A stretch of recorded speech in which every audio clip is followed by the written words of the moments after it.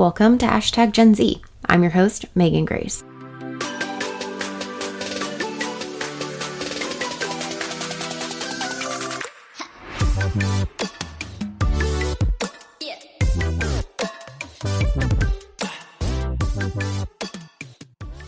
Gen Z is a podcast about, as you guessed it, Generation Z, the generation of young people born between 1995 and 2010. It's about who they are, what they believe in, why they do what they do, and what makes them different than any other generation. On this episode, we're chatting about how we come to understand generations, generational research, and some of my favorite parts of doing this work. Understanding generations is an interesting space to work in. Oftentimes it starts with an observation and moves into developing an opinion. Sometimes those opinions are positive, and some not so much. And that's exactly how my journey with Generation Z started. Observations of student behavior. So it seems fitting that I'd start my podcasting journey with my first interview, the same person I started my journey with Generation Z, my research partner, co-author, and mentor, Dr. Corey Semeler. Corey is an assistant professor in the Department of Leadership Studies in Education and Organizations at Wright State University. She's worked in higher education as an administrator and educator for over 20 years and is hands down one of the smartest people that I know. Corey's done some incredible work, both Gen Z related and not, and I'm lucky to even be just a part of some of that work. I met Corey when I was a graduate assistant working on my master's at the University of Arizona. Bear down, go Cats. And Corey was the director of our department. But we've come a long way since I was just an eager grad assistant, and I'm excited to share our story with you.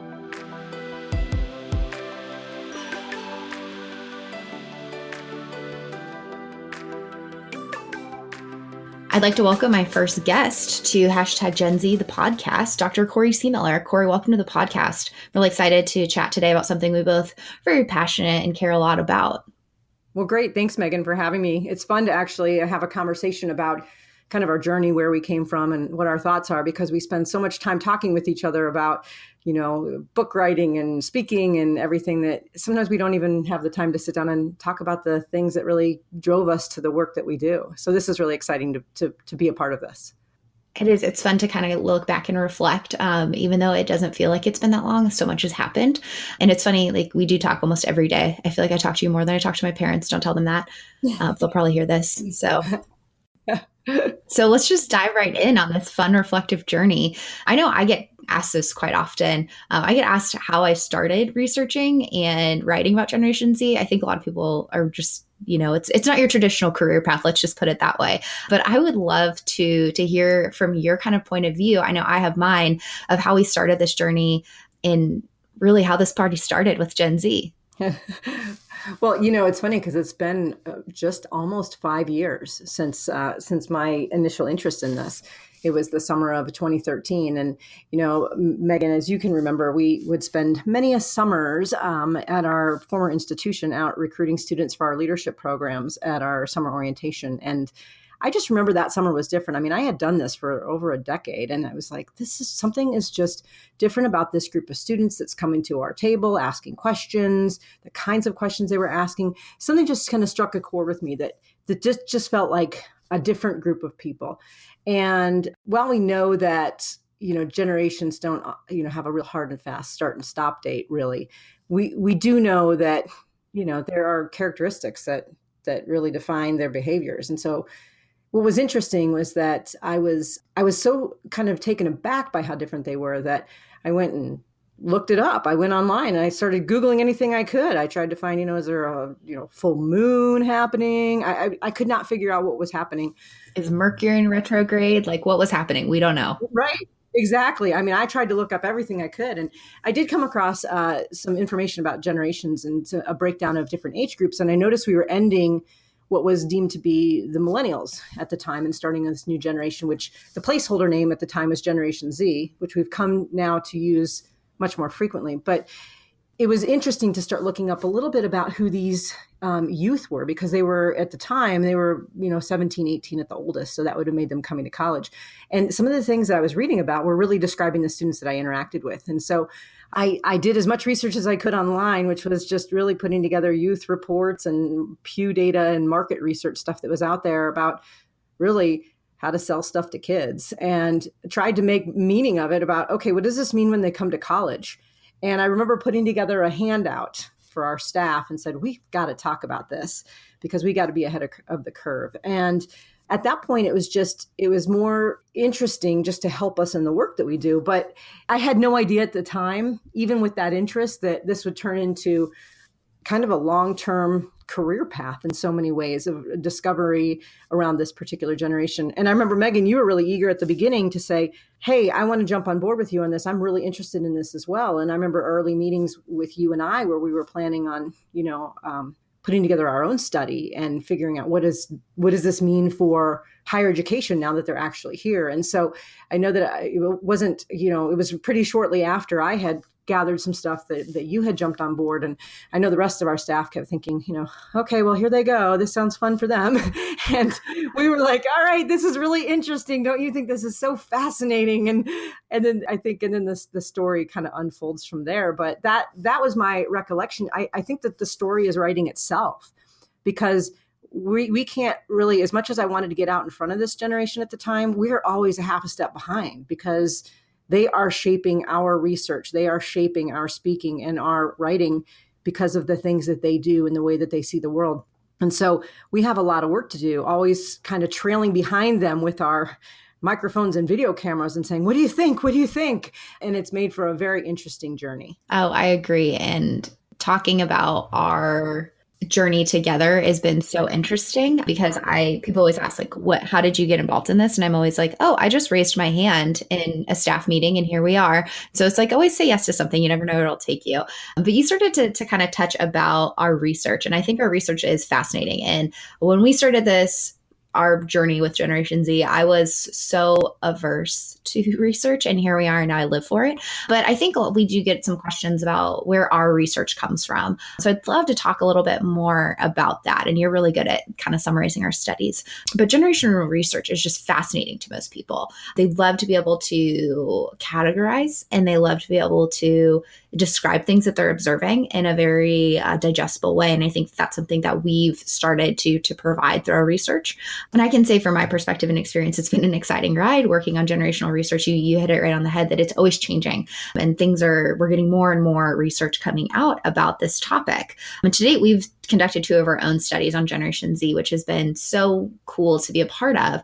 But I get questions about how we started, where we started to develop our ideas around our research and how we did it. So would you like to share a little bit about what has inspired our research and really how our studies have been structured and how we conducted them? Yeah, absolutely. Well, what's interesting about this whole thing is I think, Megan, back both when you and I were getting involved in this, our main initiative was just out of pure curiosity and maybe seeing, okay, what is this information going to mean for the work that we do? A little bit more kind of present and a little bit more contextual to our day-to-day work. I don't think when I was putting together a handout in the summer of 2013, I was thinking that here I am almost 5 years later recording a podcast with you about all of our research and writing. It's just, it's fascinating like that. And so I think that was the mentality that we went into with the first study was, let's try to figure out a little bit about this cohort now that they're coming to college. That very first cohort had already been through 1 year of college. And we looked at the fall 2014 first year cohort, which would have kind of given us a clean sample of people born mostly in 1996 at that point in time, some in 1995.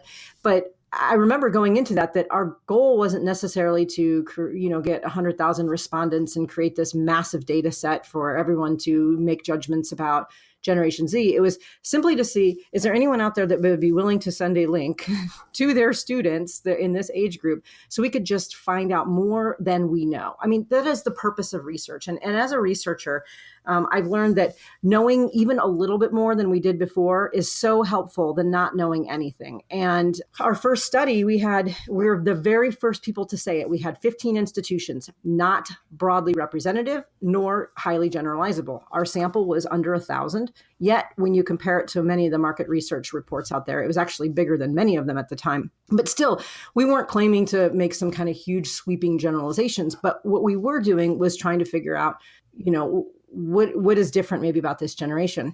One of the things that I'm not sure that we intentionally knew the impact of the foresight of, but have now realized was including qualitative questions, where we, instead of asking students just simply what digital platforms do you use or what social media apps do you use, we ask them things like, why do you do things? How do you do them? What is your preference?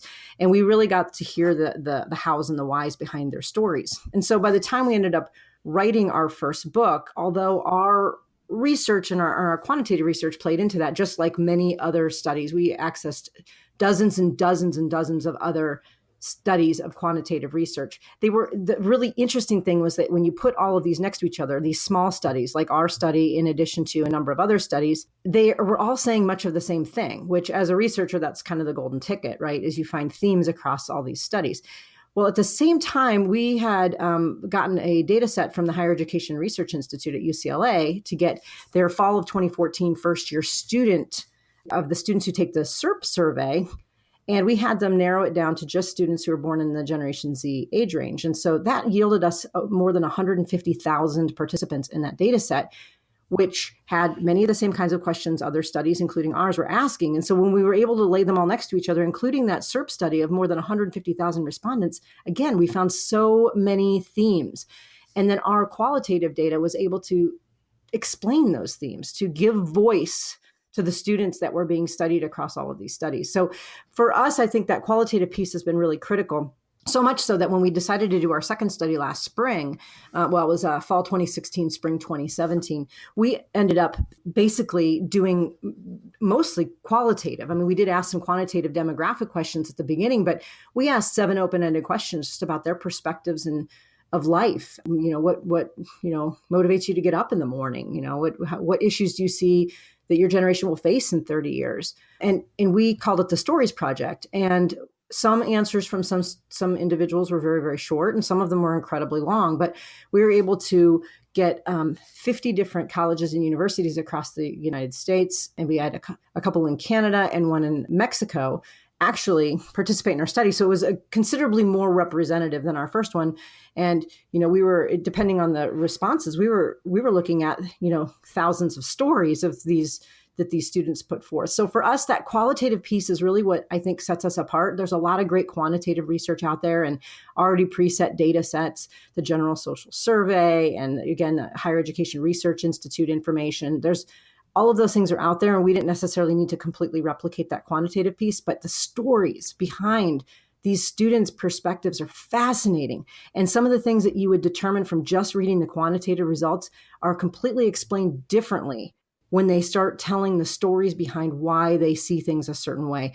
And so for us, I think it's been an incredible, rich, and complex experience in trying to understand this generation, because once you start adding their voice into those numbers and into those click boxes on your surveys, you get a whole different feel about what they see and how they feel about the world around them. Yeah, it's incredible to see our research especially get supported by the findings of other research groups. And that's a really cool thing. And the stories piece that you've brought up is incredible. I feel like every time I'm reading their words in our stories study, I get to know them a little bit better than just seeing a statistic or something from a quantitative story or a quantitative study.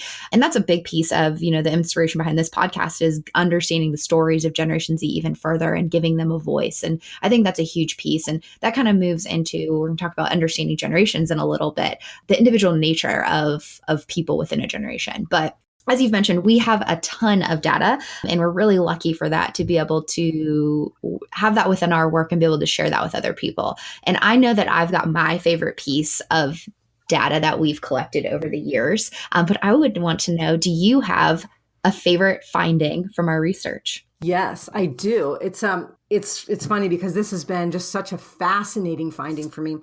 So one of the things, having been a higher education professional for more than 20 years, you can see when generations come in and out, what they bring with them. And one of the things that we noticed when millennials were coming to college and in the late 1990s, kind of early 2000s era, a lot of them came in with a very strong service-minded ideal, right? They wanted to be able to engage in their community service and volunteerism when they got to campus. And so you saw this growth of volunteer offices and service learning in classes and in the college setting. And so, I was under the assumption that we were going to continue on that trend, and some people have even alluded to Generation Z as being hyper millennials, right? This idea that they are millennials, and more.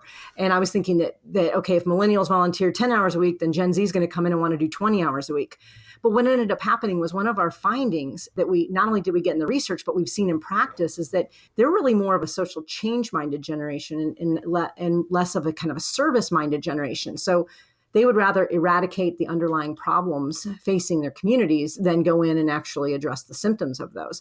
So what that looks like in practice, and we've seen this, and they've indicated this on a lot of the data we've collected and other studies have found, is that they're not volunteering at rates like we were used to seeing with millennials, not going in and doing short-term volunteer experiences, maybe it's not as many on service trips in colleges, those kinds of things. And a lot of them said that they volunteered because they were required to volunteer, which sort of is a kind of a paradox in and of itself. And so what we're also seeing, though, is that they're not really voting either. And that's fascinating because we saw that before the 2016 election. And since that election, the data has pointed that they're voting, their cohort voted, is voting in lower rates, not necessarily versus older populations, but versus other 18 to 21-year-old populations when, they were first-time voters.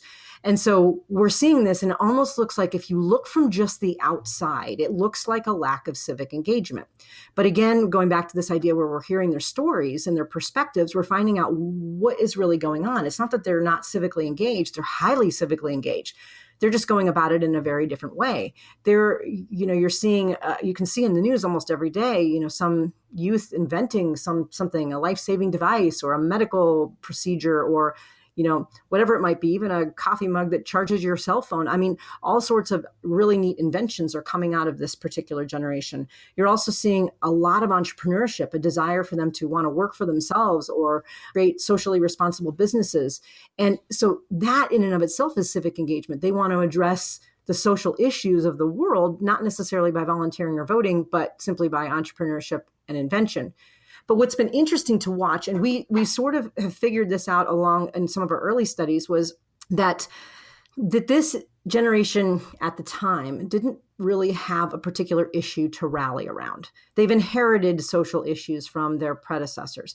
So everyone's saying, well, they're really, they're all about climate change. Well, millennials, for more recently, were really about climate change. And while, we see Generation Z have some interest in that, that doesn't feel like their own issue. And so part of it is being civically engaged means also kind of owning that space of whatever that issue is. And we're really seeing that and watching this unfold. And I know we're watching it really closely when we're looking at gun rights and gun control. And we're seeing youth really rallying around an issue where they might come out to vote, they might come out to volunteer and do some of those things that they have been kind of not doing because some may feel they have an issue to rally around. And so it'll be interesting to watch this whole thing unfold. But I think for me, it's been really this idea of what does civic engagement really mean to them and how are they doing it? And what will they continue to do in the future? What will they start doing? And maybe what will they stop doing in the future? So for me, that's really been profound. And it's, again, like I said, unfolding right in front of our eyes. So that's been a lot of fun to see and follow. I think that you bring up a great point, and I will probably have an entire episode on how they're creating change because we know that the way they're going about creating change is just fascinating and it's an evolving. And I love that that's your favorite finding. My favorite finding is how they learn through YouTube and the way that video is a medium for them to take in new knowledge. It's something that when we were looking in our first study about how do you use YouTube? It was something where I was very shocked that they were like, oh, I'm using it to learn things. I 100% thought it was purely entertainment. And that really spurred a lot, something for me to think about for as an educator myself, but also when I am looking at trying to help other educators or think about how we deliver information and communicate with them, especially for important information. So I think that's my favorite finding. It's a little less, socially minded as yours, Corey, but I still think it's cool. Yeah, but you know what, though, is they are blending these two. Yeah, you see a lot really of social media where these youth are getting their own YouTube channels, and they are being able to kind of put forth their own social messages. So I think we're going to start seeing even more of a blending of some of these findings that make them even more unique than we've even expected. Yeah, and a lot of what we talked about in our 2014 book is the way that they're engaging with social change is being informed and also educating others. So are they utilizing video as a medium to do that? I think that's going to be another place where we see that interaction. So I'm going to move into kind of an area that's a little I'm more passionate about, because I feel like as a millennial, there's a lot of discussion about my generation, or at least there has been in the last few years, if you will, that regardless of if it's accurate or based in research, there's been a lot of discussion and sometimes criticism. I think sometimes that discussion or criticism comes from a place of misunderstanding about what is a generation and how generations are formed and what generational research we can trust, and really looking into it before we make an assumption about it. So I would love kind of your perspective and my perspective as well, to Corey, about how we feel about taking some time to discuss how we view generations and what makes up a generation and what shapes a generation. Yeah, absolutely. And I think this is an important question that often gets left out of the whole narrative about generations. I was reminiscing of the story not too long ago where I was at a former role, and we had a professional development experience, and we were all sitting there, and we had a speaker come talk about millennials. And I remember sitting in the audience thinking, "Oh, seriously? There's nothing scientific about this. This is just categories and stereotypes." And I actually had the audacity after the talk to go up to the speaker and share my thoughts. And I think back to that, and I'm, and granted, it's all part of the journey, and I do feel really, really badly. So if you are listening, I don't even remember the speaker's name, but I do apologize for that.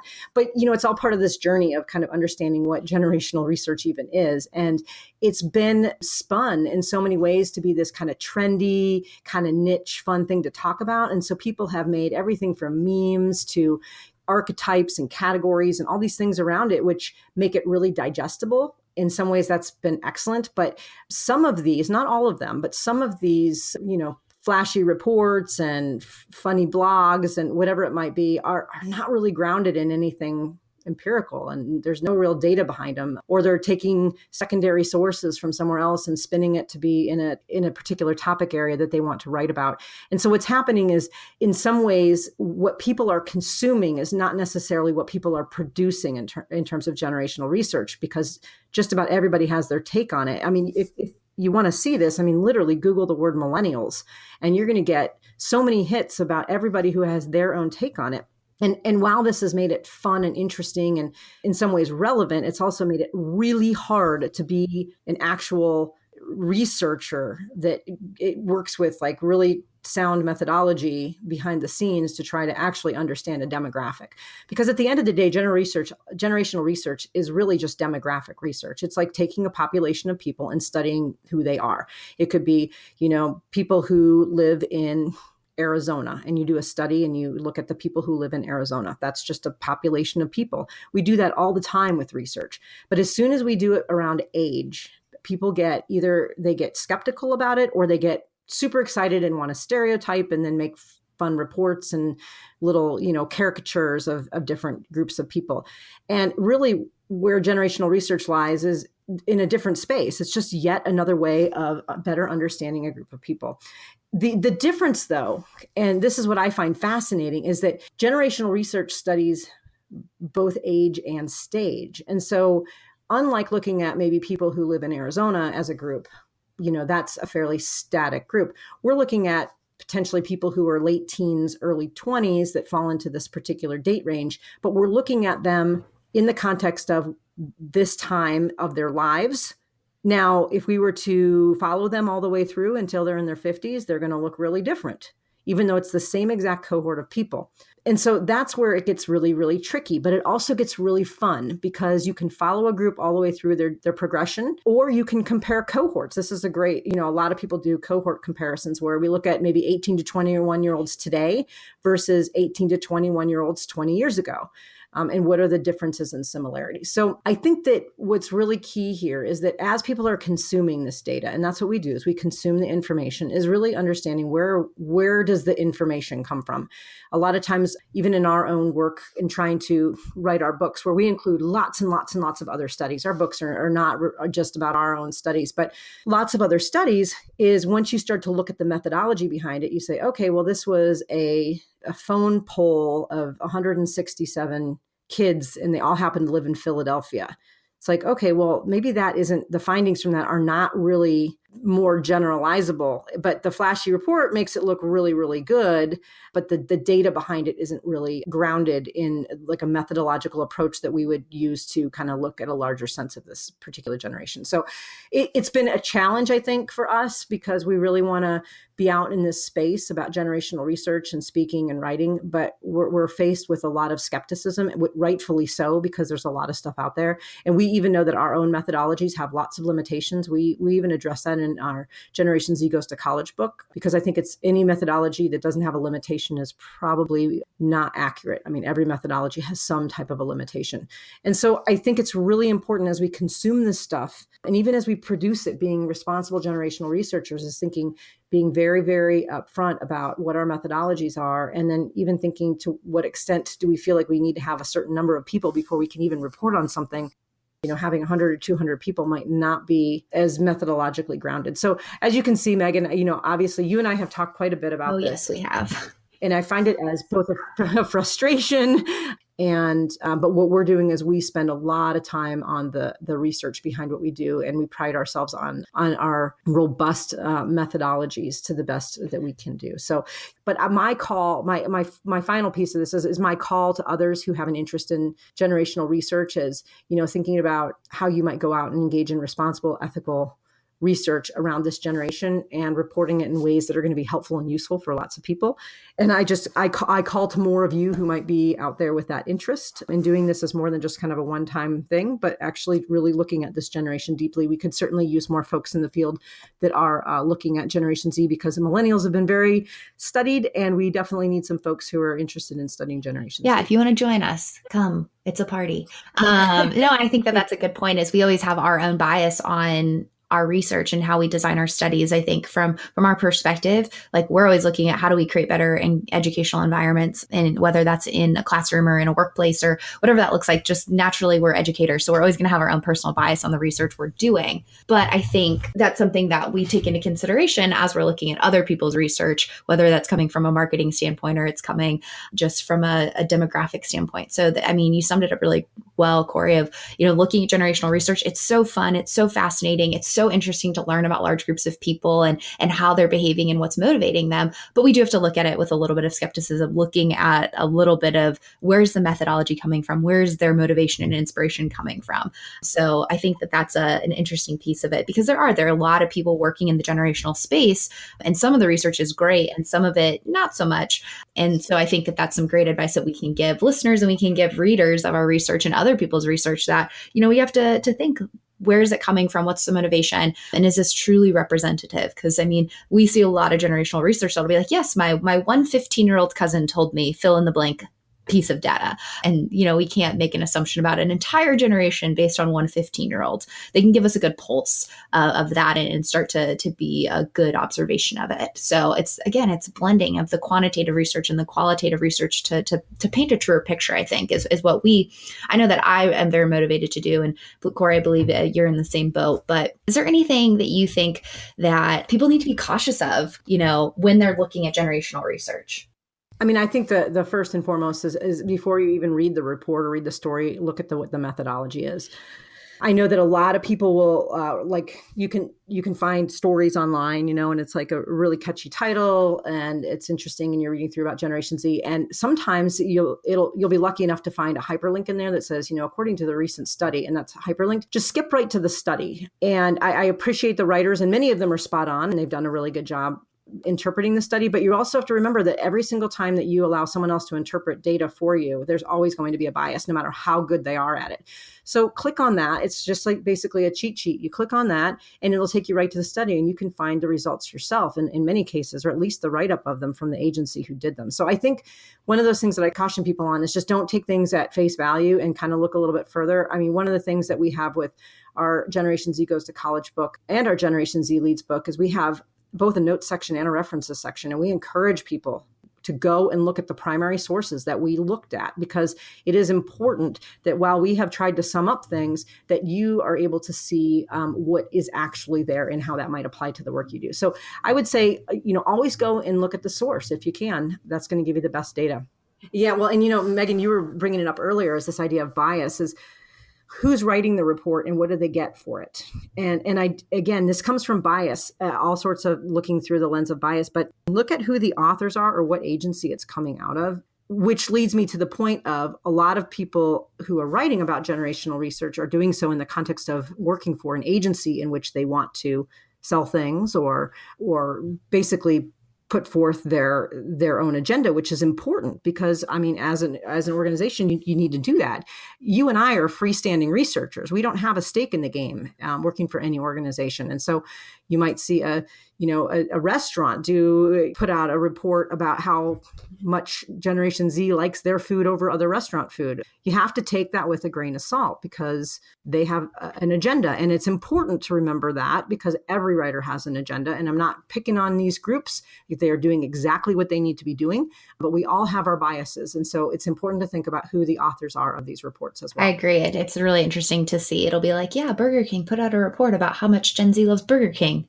Well, of course, there's nothing against Burger King. Right. I would want to know if they like my burgers as well. So it's interesting where we're also finding a lot of our studies, like found a study on Generation Z's reading habits, and it was produced by Scholastic. So it's going to be about books. It's fascinating. It's fascinating information about youth or their reading. So yeah, it's interesting to see where reports are coming from and where we can start to find this information and how we go about it.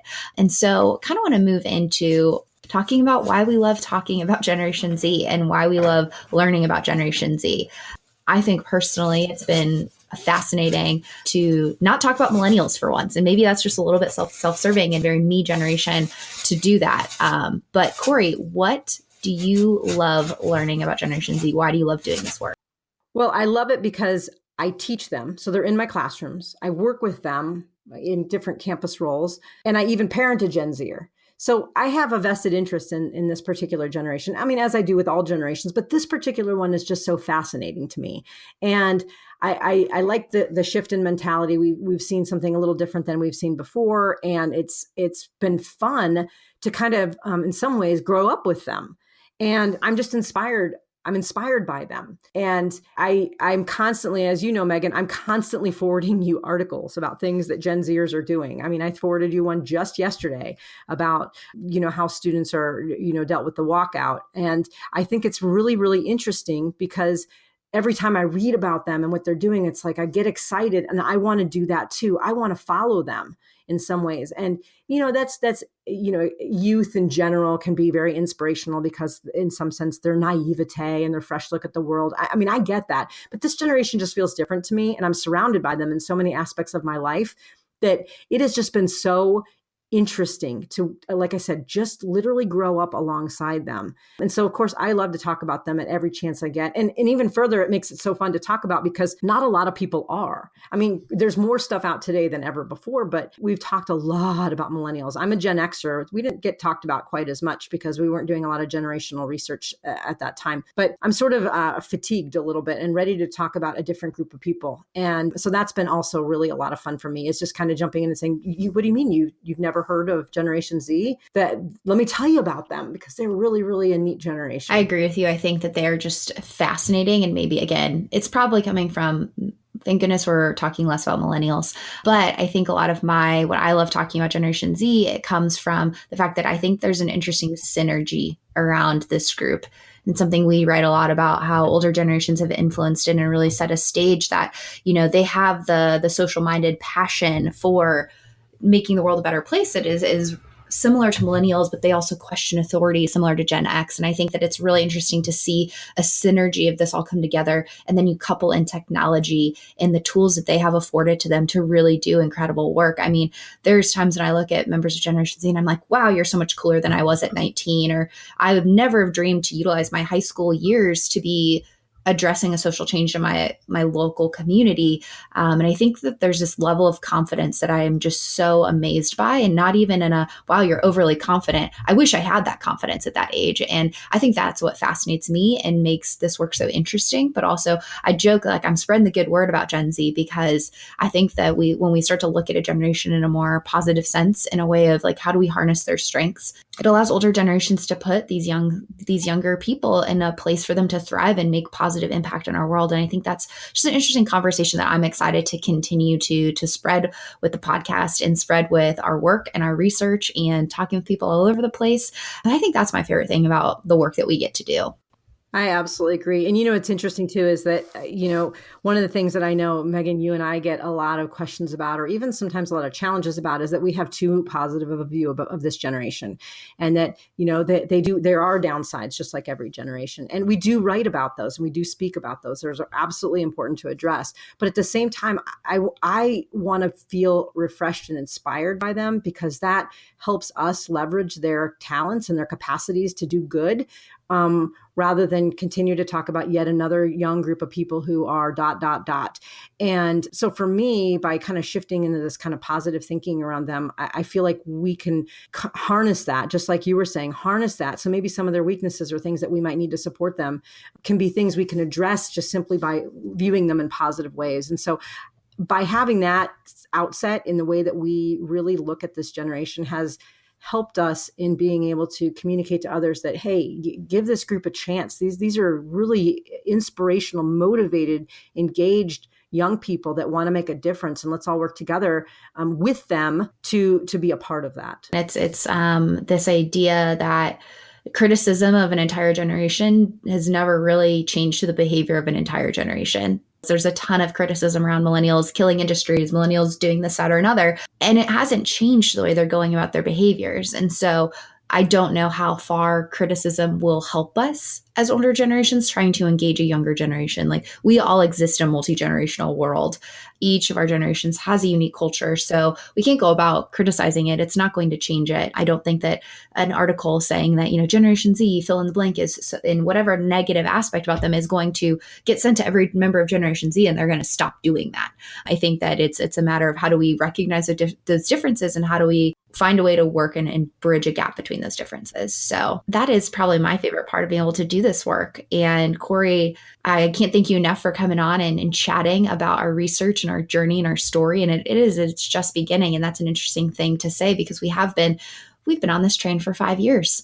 And I know that there's so many exciting things on the horizon for us in our research and continuing to build this picture around Generation Z. And so, Corey, I'm so thankful for your time today.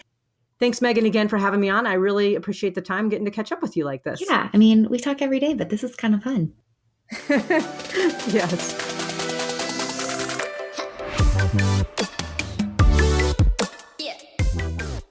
I hope you enjoyed hearing about our story with Generation Z and some of our perspectives on our work. And in the next episode, I'll be discussing social media, just a pretty casual topic when it comes to Generation Z.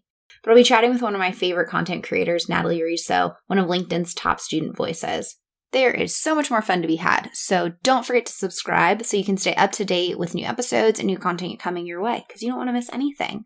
But if there's something you'd like me to explore and chat more about on this podcast, head over to my website, meganmgrace.com, and drop me a line. So let's continue this conversation about Gen Z. Thanks again for tuning in, and we'll chat soon.